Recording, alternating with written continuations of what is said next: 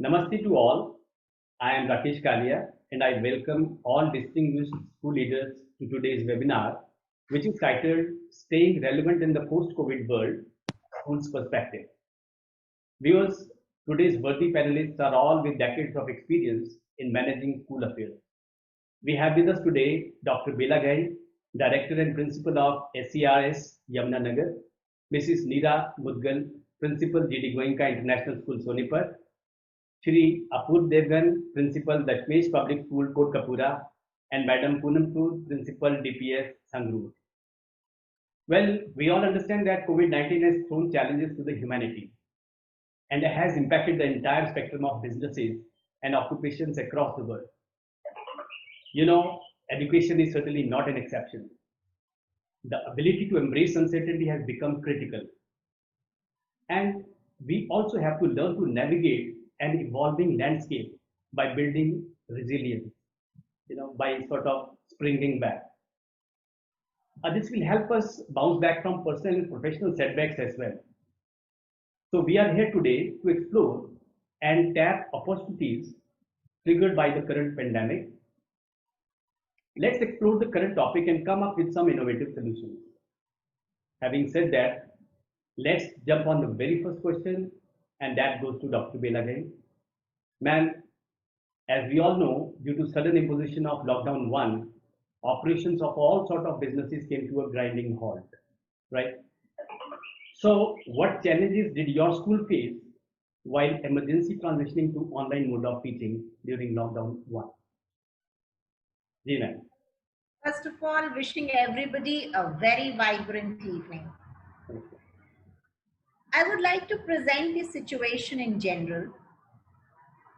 In school education, there are three stakeholders, and the triangle points are student, teacher, and parent.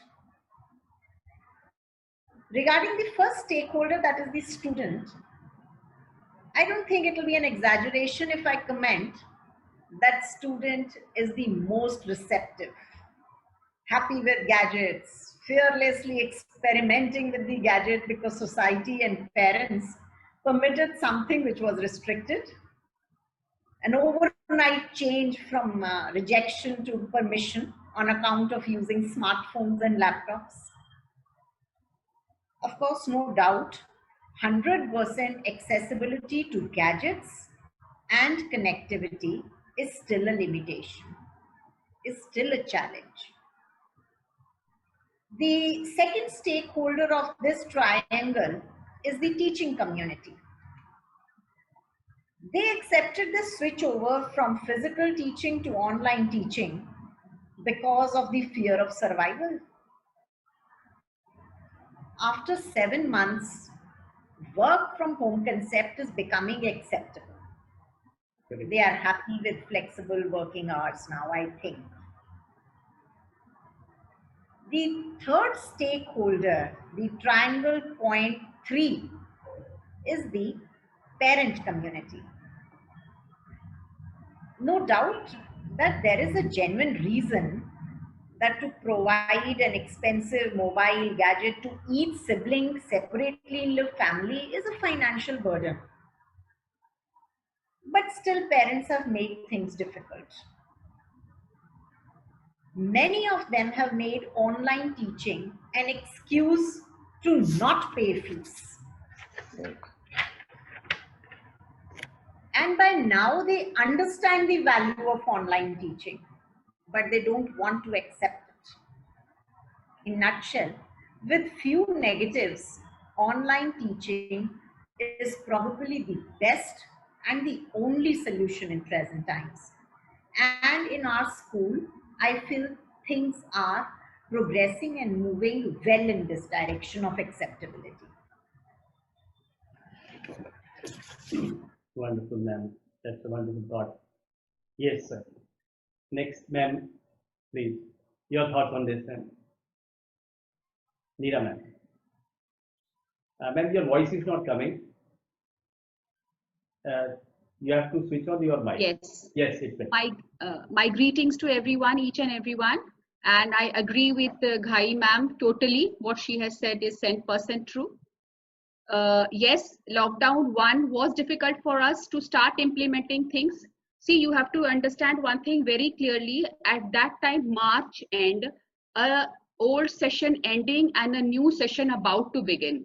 We were about to wind up our final examinations and start the new session. So most schools were in the final process of winding up, about to wind up, like somewhere stuck midway.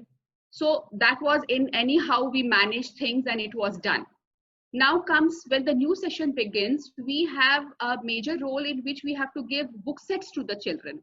That was a major setback at that time because suddenly lockdown was there, online classes started. Children did not have material accessible to them to attend those classes. Because now what happens in the classroom, the teacher can engage the child in different ways. Now at home, the child does not have a book to refer to. And there was and classes, what do you start now? What do you teach them? Because in the end, that was one major drawback that we faced. Slowly, of course, books were given and things started rolling on in a very major thing. So that was fine. Another major drawback that we faced during online teaching during the lockdown one was that everyone was not totally prepared for that, isn't it? As Ghai ma'am said, that everyone did not have a smartphone. It was very difficult for those parents who were working because mother, father, those who were in the essential services went out for their jobs. Child was left at home. And now when you are giving a gadget to a child and no monitoring was done at that time. So see, senior children knew how to sit down, pay attention, take down notes. Children till middle school are not in the habit of taking down notes to what the teacher explains.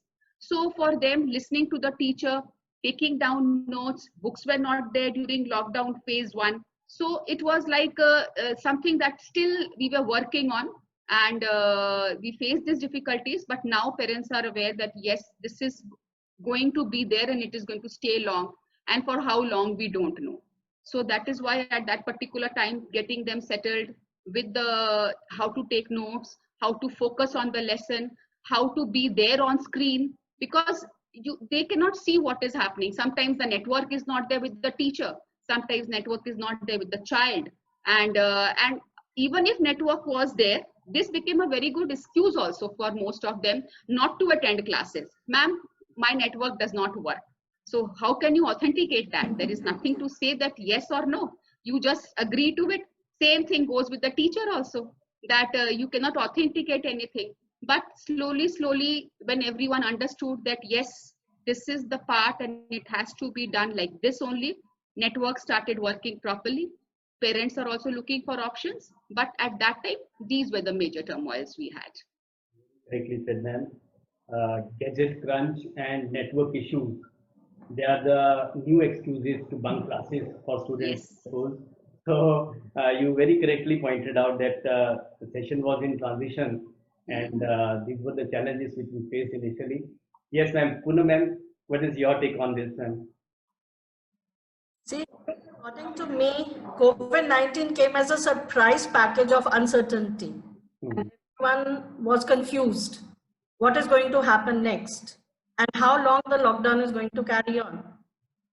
There are and will always be challenges, but fortunately, every experience, whether good or bad, teaches us something.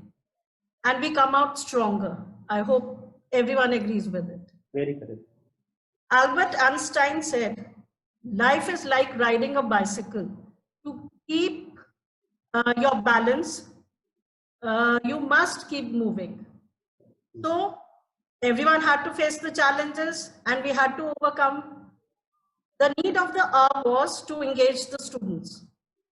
Suddenly, who are locked up in the four walls of their, confined to the four walls of the house, what to do? So we started off first in March only with certain activities which they can do it at home and they are preoccupied. Then we got a little bit time because to start a new platform, the teachers have to be trained for it. And they were not exposed to Zoom classes at all. So we had to train the teachers and to deliver something everyone, I think so, all the leaders will agree with me that they want to give their best. So for that perfection, I had to take number of demo of classes of the teachers to deliver the best to the students. Now the main criteria here was, which had to be kept in mind. Classroom teaching is face to face with the students, but online virtual classes were not only in the class, but it is in the house. So now they were scrutinized by the parents also. That also we had to keep, we have to be very careful about. Then after the demo classes, of course, the IT department really helped out in, because everyone naturally need time to train for. Then the next challenge was, of course, the parents, and also as our school is in a rural area, most of the students are in the cities, but maximum 50% is in villages also, nearby villages. So there we had to train the parents and the students also how to handle the Zoom classes. So first we started with only the 9th to the senior classes, 11th and 12th, and rest we started with recorded video lectures. Then because 9th and 12th, they are seniors, they can handle their phones better than, and the rest of the students needed time. Then it was very convenient to teach 11th and 12th. As ma'am had said, the books were not available. It was very convenient for 9 to 12 students to teach. Why? Because the director NCERT had come forward and they had explained that the students and the teachers can download the books from the website, and then they can utilize the resources also, and their lectures would be that conveniently they can, it will be helping them out. But main challenge in our school was the elementary classes, who didn't have any books, neither the teachers nor the students. Then I had to get after the publishers to provide us with PDF files. How are they going to teach the new students with the new books when the books are not available? Editions changes every year. So for that, requested, some were very willing to help, but then some were, they said it is not like we don't provide any PDF, but that was the need of the hour. Explained it to them, spoke to them, and then of course we were helped out it, and that's why it became smooth enough to start the classes. Then of course the network issue, which ma'am has already, everyone is facing the same everywhere. Either it is in a big city or it is in villages. The biggest issue is the network. Of course, that also, and everyone had to upgrade their data also. Earlier, they were paying less amount to upgrade their data package. They are paying more, the teachers and the parents, both the stakeholders. Again, I think so all the principals and the panelists will agree with me. The biggest challenge was to the school leaders, that they have to be proactive, they had to be flexible, and they had to be empathetic to satisfy all the stakeholders. I hope everyone agrees with it. Very correct, ma'am. Definitely, I fully agree, ma'am, that the biggest challenge was for school leaders. So, right. School leaders, and uncertainty coupled with the other, technological tech issues. Many, and rest, of course, the other issues, financial, and no one paying tuition fees and that to carry on. That I don't want to. Correct. Everyone is facing the same music. That all activated the issues basically. Yes. And I think school leadership again, they braved their way, and but it is really commendable for all the teachers to take the challenges wherever they are. They are in school, they are working only 6 hours, but at home they are working 24 hours. Absolutely. So I think so. We should all clap for the teachers. Oh, for working very hard. I fully agree, ma'am. Fully agree. So, yes, Devgan sir, your take on this, please. Most of the points Mrs. Sood and Mudgal ma'am has covered. All these concerns, internet connectivity, then less number mobile phones, sibling youth means all these concerns were there. But the main concern which still we all are facing is subjectivity of test. Now, like for senior classes, when we speak of 9, 10, plus 1, plus 2, 10th and plus 2 especially, we have to maintain the record. In 10th class, internal assessment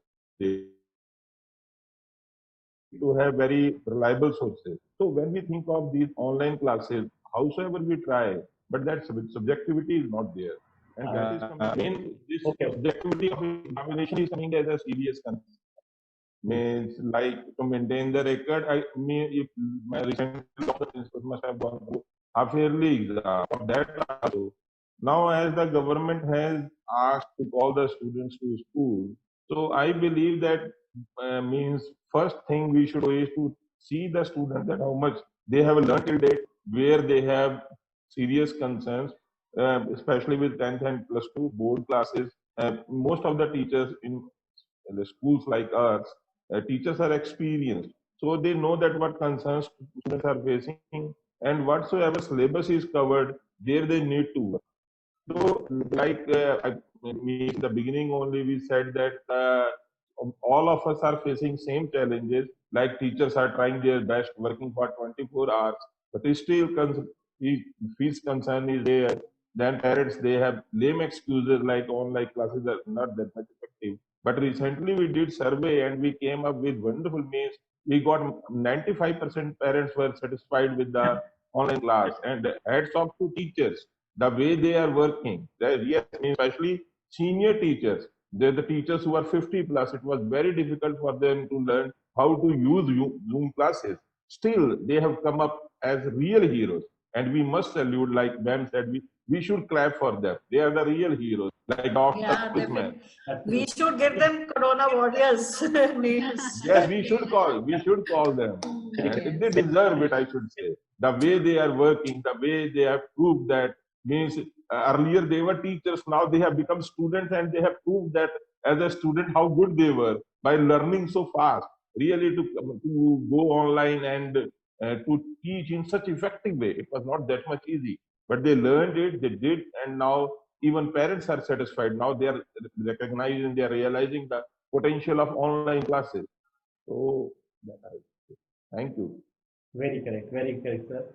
So, well, as you know, current pandemic calls forced adoption of online teaching learning, and given the condition that most schools lack the basic infrastructure to execute and manage it. So, Bella ma'am, what opportunities and threats to school education do you foresee with online learning getting mainstream in the post-COVID world? At the same time, I would like to ask one more question. As per our earlier observations, online teaching has always been looked down upon, with the ways in-person teaching. So also tell our viewers about the effectiveness of online teaching learning compared to in-person experience. Ma'am, please. Sir, I'll spell out my concluding line as my introductory line. Okay. Online teaching and learning presents more opportunities than threats. Okay, sure. Online teaching and learning is a process which is more polished and it adds many things further. Again, I go back to that triangle of stakeholders of school education. For the first stakeholder, that is the student, opportunities are immense. The student can get access to the world's best teachers and keep abreast with the latest globally. If the student is focused, then other threats get diluted. Coming on to the second stakeholders, that is the teachers. The teaching community will get vast job opportunities provided they upgrade themselves technologically. And the third stakeholders are parents, the most important, their attitude can make or mar the school education system, which is presently trying to stabilize in this era of COVID through online teaching. So I request everybody, every parent especially, kindly facilitate the schools financially by paying timely fee. And if this attitude is overcome, then the closure of many budget schools in India can be stopped. We can run, and run very wonderfully in this world of COVID. Very good. And I have already spoken good enough on online teaching and its benefits, but people may not think that I'm not in favor of physical school. But something which is present in physical school and absent in online teaching is that classroom control of the physical teacher is absent in online teaching. Student is minus his teammates and his colleagues and that mischief notes, from which again the student learn many things. So, but in totality, I'll say that online teaching at the moment is the best solution. It is presenting more opportunities and threats if taken well and if understood well. The concept is very beautiful. Thank you. Very good. Very good. So again, see, as far as you rightly mentioned, ma'am, the number of budget private schools, they are increasing by the day. Rather, recently I was reading one article that the CAGR for budget private schools in India is 4%. It is growing at such a phenomenal rate. So due to underperformance of these government schools, budget private schools are definitely increasing in number as well. So and moreover, with the advent of these online teaching systems, I think budget private schools, they should also benefit out of this. So as learning is undergoing a paradigm shift with the advent of Industrial Revolution 4.0, everyone knows about that, which involves IoT and artificial intelligence, machine learning, etc. I think teachers also need to shift gears.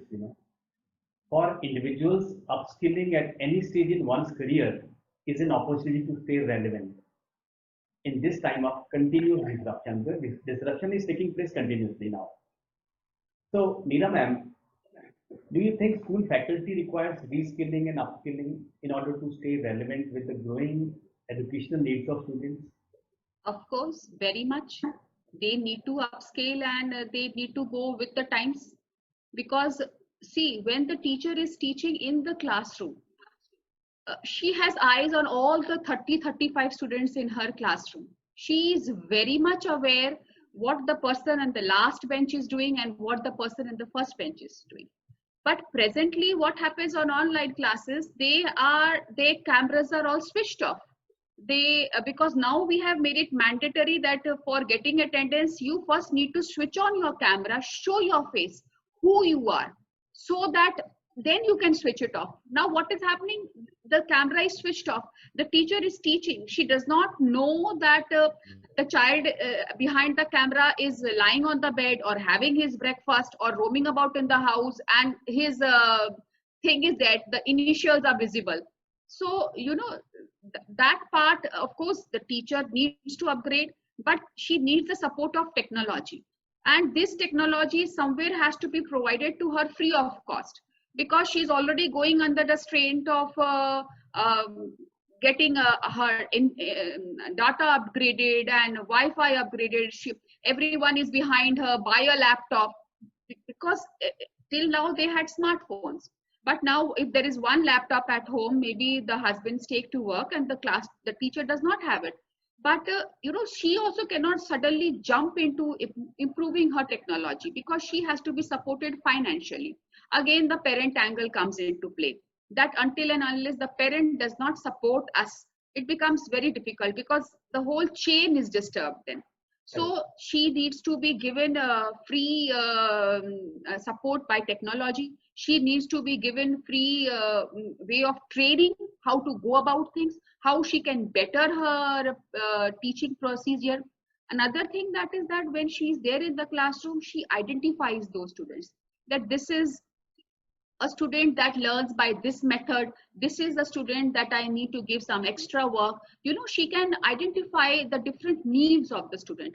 But what happens with online now, it is a blanket instruction going to everyone. How can she identify them? How can she work on them? What are the extra worksheets required? Like Sood ma'am just now said, 24 hours. Yes, why? Because in the morning my child could not attend the session, so 8 o'clock at night the parent calls up and says, ma'am aap iski ye wala doubt clear kar dijiye. Now, okay, whatever, she is there to tell you that I am there for you, but the technology, the support, all these needs to be provided to her. She is ready to upgrade herself, to make herself better, because online is going to stay now, what I feel. That because this will become an excuse for parents to say that even if you start classes, tomorrow if the child is missing classes because of particular reason, he will always have an option to tell you, ma'am, online classes are there, you can always connect to the child. So even if we start with the regular thing, I think parallelly this will stay with us for some time. It will also become easier for us, for example, to upgrade our children who are going to appear for the boards. For example, we want to take extra classes with them, we can connect with them online and we can teach them online. So every teacher will be ready and will say a very big yes to upgrade and upskill until and unless school does not provide, and to the school the government does not provide and the society does not provide, then the chain cannot continue. So the support system has to be right from top so that it can be delivered down to the teacher, because the teacher is ready to change and upgrade herself. Correctly said.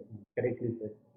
So you said online is here to stay. For Yes. sure. It is Yes. here to stay. Like it will be a parallel running system now with normal school, because we will also get reasons to connect to the student. First, when we have to focus on the 10th and 12th classes, then we can give them extra time. The teacher can give them extra lessons. The main fallout is because of the practical classes. These are the only ones that are suffering, because theoretical classes are going on fine online, but the practical classes, physics, chemistry, bio, computer, all the practical lessons that they needed, that is very much required in the school. So this will always be there in the school. But other than that, yes, online classes will run hand in hand with the present school system. Very correct. Very correct, ma'am. So see, teachers need to upskill as well as reskill. Reskilling and upskilling are two different aspects of teacher training now. Reskilling means they have to adapt very fast as far as technology. They have to be very fast adapters of new technology coming in, and they have to upskill like in terms of enriching their knowledge as well. So these are two aspects very important.